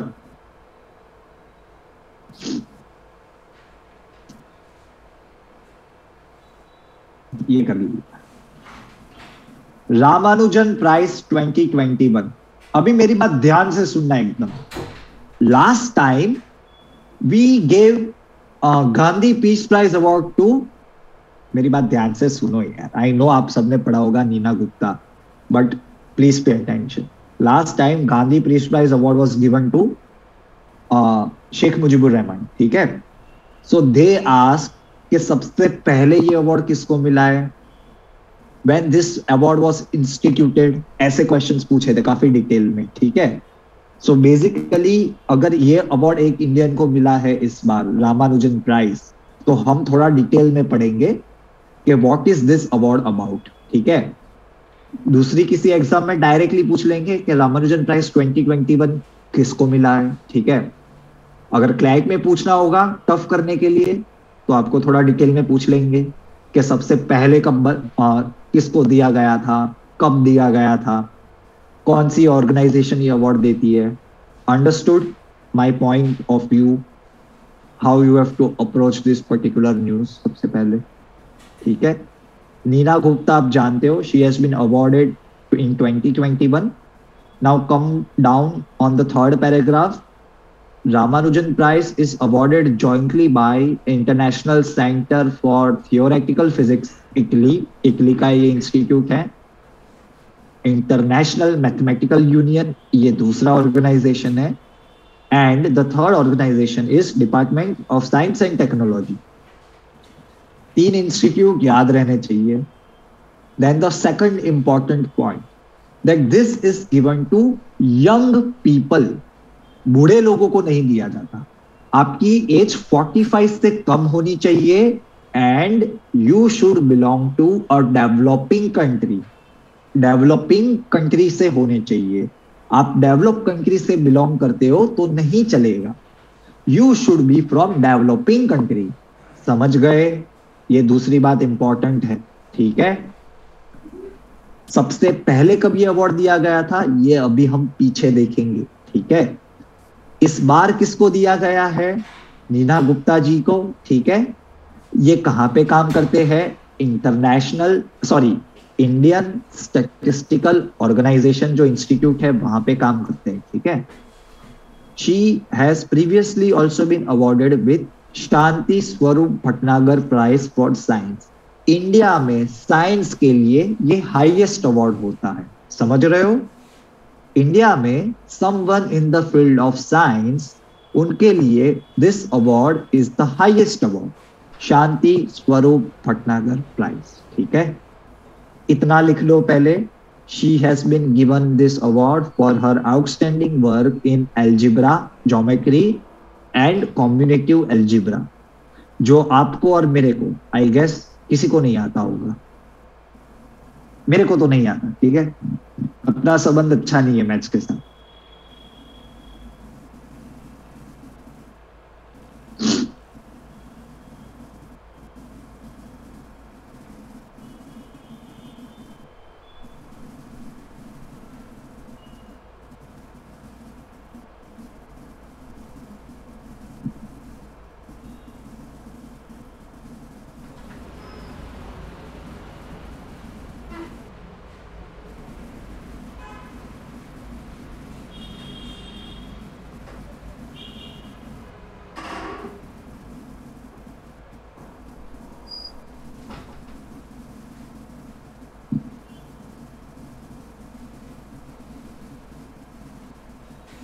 हो गया।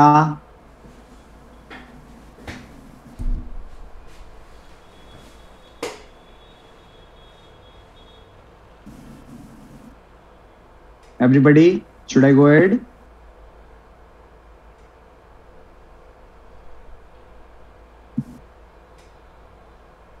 Krish.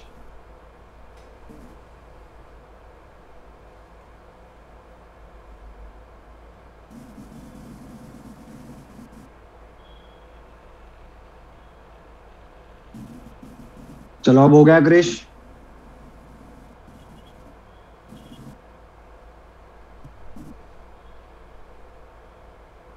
चलो,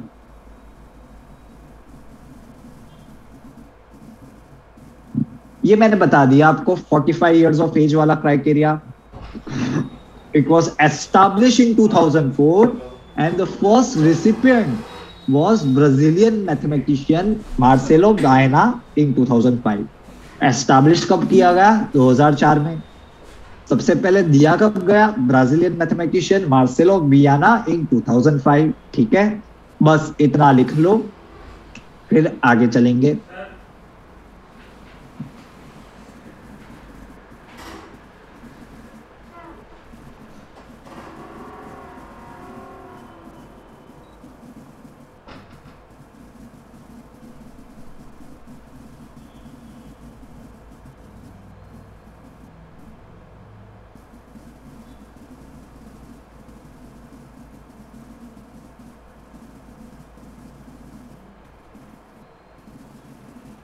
हो गया, चले आगे.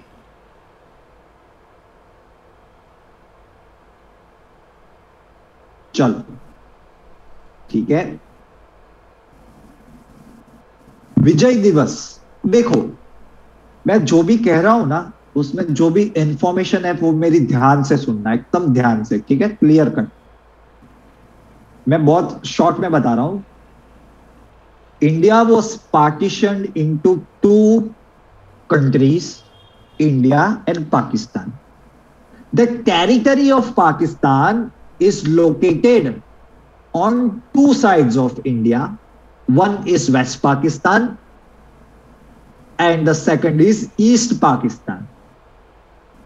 But the main government in West Pakistan, they used to treat, or I would say mistreat, the people of East Pakistan. ठीक है, they were not represented enough in their parliaments, in the local bodies, and the entire government was dominated by people from West Pakistan. ठीक है, पता चल गया ये इतनी बात. 1971 तक आते आते a famous leader, he mobilized the people in East Pakistan कि ये सब ठीक नहीं है and we should try to secure independence. I am talking about Sheikh Mujibur Rahman. ठीक है, at that point of time Yahya Khan, ये नाम याद रखना, very important to remember. Yahya Khan was the president of Pakistan. ठीक है, military leader, president कह लो, दोनों सेम ही है. वहां पे ऑलवेज मिलिट्री होती है. ये इमरान खान को तो मस्ती करने के लिए बिठाया है. ठीक है, अच्छा लगता है इसके लिए, हमको भी अच्छा लगता है कभी कभी देख के कि यार ठीक बंदा है. ठीक है, वरना चला दी पाकिस्तान को तो मिलिट्री आज की डेट में. ठीक है, so Yahya Khan he started to violently crush this movement. ठीक है, मतलब बहुत ही ज्यादा अत्याचार, जो एट्रोसिटीज होती है, that was started by Yahya Khan. ठीक है, तो ऑपरेशन सर्चलाइट याद रखना, ऑपरेशन सर्चलाइट ये शब्द याद रखना. That was launch by Yahya Khan in East Pakistan to suppress this freedom movement. ठीक है, अभी इसके चक्कर में क्या हुआ, more than 10 lakh approximately refugees from East Pakistan, they poured into India. तो इंदिरा गांधी थोड़ा टेंशन में आ गए, गुस्सा हो गए. ठीक है, एंड बाकी की स्टोरी आपको पता है. That we moved into East Pakistan, we gave independence. 16 दिन की वॉर थी, started on 3rd December, ended on 16 December. तो 16 दिसंबर को हम सेलिब्रेट करते हैं विजय दिवस. वाई? बिकॉज जो ईस्ट पाकिस्तान में जो मेजर थे, major general Amir Abdullah Khan Niazi, ये बात याद रखनी है. He surrender to Indian forces and also Mukti Bahini. Now you will ask me, Mukti Bahini क्या है sir? Mukti Bahini were the regular civilians of Bangladesh, East Pakistan, that were trained by Indian military to take warfare into their own territory. हमने वहां के लोगों को train किया ताकि they can resist the Pakistani military operation. इस ऑर्गेनाइजेशन का नाम था मुक्ति बाहिनी। पता चल गया? ऑपरेशन सर्चलाइट, याया खान, आमिर अब्दुल खान नियाजी, ये सारी चीजें याद रखनी है। सरेंडर कहां पे किया गया था? ढाका में। हमारे चीफ कौन थे? Sam Manekshaw. Mukti Jodhas are not Mukti Bahini, they are the different people also. ठीक है, मुक्ति जोधा वो अलग लोग हैं, Mukti Bahini they are the like the trained people, Indian military trained them and they were very crucial for Indian forces because internal Bangladesh में क्या चल रहा था वो उनको ज्यादा पता था। ठीक है, समझ रहे हो? So Mukti Bahini was actually a very useful help to Indian forces because we know what was going inside Bangladesh because of their information networks and etc. And that was augmented by the Indian military and we had a brilliant victory. ठीक है, so उस दिन को हम celebrate करते हैं विजय दिवस। समझ गए? और कुछ याद ना हो या ना रहे तो आपको एक डायलॉग याद आना चाहिए, दुल्हन की विदाई का वक्त बदलना है। ये डायलॉग सुना है आप लोगों ने? मैंने तो बहुत बार सुना है। ठीक है, 16 दिसंबर करके एक बहुत अच्छा मूवी है, आप लोग देखना, बहुत मजा आएगी। Honestly 16 December is a movie और उसमें मिलिंद सोमन भी है। ठीक है, नाइस मूवी टू वॉच और मूवी का नाम ही है 16 दिसंबर। ठीक है, और इस पिक्चर के बैकग्राउंड में वो पूरी मूवी है, तो इट्स वेरी नाइस मूवी। ठीक है, तो उसमें ये डायलॉग आता है। ठीक है,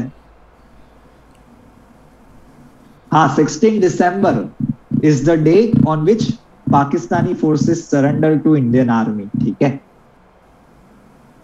लिख लिया? हो गया? Everybody? Yes, this is very important for CLAT 2022। ठीक है, बिकॉज ये 50वीं एनिवर्सरी आप देखो हम सेलिब्रेट कर रहे हैं। मोदी जी पिछले साल गए थे, प्रेसिडेंट इस साल गए हैं। ठीक है, so definitely it is important. ठीक है, and 4th December is also very important guys. 4th दिसंबर में क्या हुआ था? Operation Trident by Indian navy was conducted to destroy the naval port of Karachi. ठीक है, on 4th December। ठीक है, अंडरस्टूड? चलो आगे चलेंगे।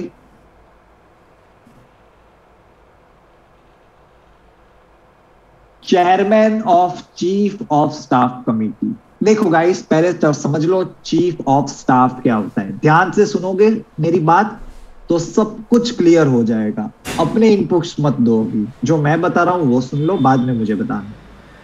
चीफ ऑफ स्टाफ, चीफ कौन हो सकता है?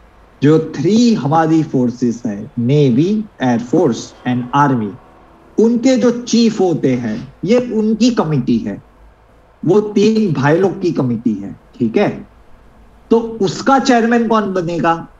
तो पहले एक जमाने में वो ऐसे डिसाइड किया जाता था कि ये 3 भाई लोग में से जो ज्यादा सीनियर है, ही will be the chairman of chief of staff committee. यहां तक पता चली बात? इतना पता चला? Very good, very good. लेकिन when the position of chief of the defense staff was created, CDS की पोजीशन जब बनाई गई 2019 में, तब the CDS was considered as the permanent chairman of chief of staff committee। समझ गए? फिर सीनियोरिटी के प्रिंसिपल की जरूरत नहीं पड़ी, बिकॉज जो CDS है वो परमानेंटली चेयरमैन रहेंगे till the time he retires। Understood? लेकिन the unfortunate event that happened recently, उसके कारण अभी कोई चीफ ऑफ डिफेंस स्टाफ है नहीं, but somebody has to head this particular chairman of the chief of the staff committee की position. समझ रहे हो? सीडीएस अभी है नहीं, लेकिन किसी को तो बनना पड़ेगा chairman of this particular committee. तो again the seniority principle was followed and M Naravane, he was elected as the chairman। समझ गए? By his seniority. जब सीडीएस बनेंगे तब again he will be the permanent chairman of this chief of staff committee. So recently कौन है chairman of COSC? Who is the chairman of COSC? The answer is MM Naravane. समझ गए? लिख लो। अभी आपको कुछ बताना है, कुछ पूछना है तो बोल दो। अभी कोई डाउट रह गया है तो पूछो। आप मेरी बात सुन लोगे सिस्टमेटिकली तो आपको कुछ प्रॉब्लम नहीं होगा याद रखने में, ठीक है?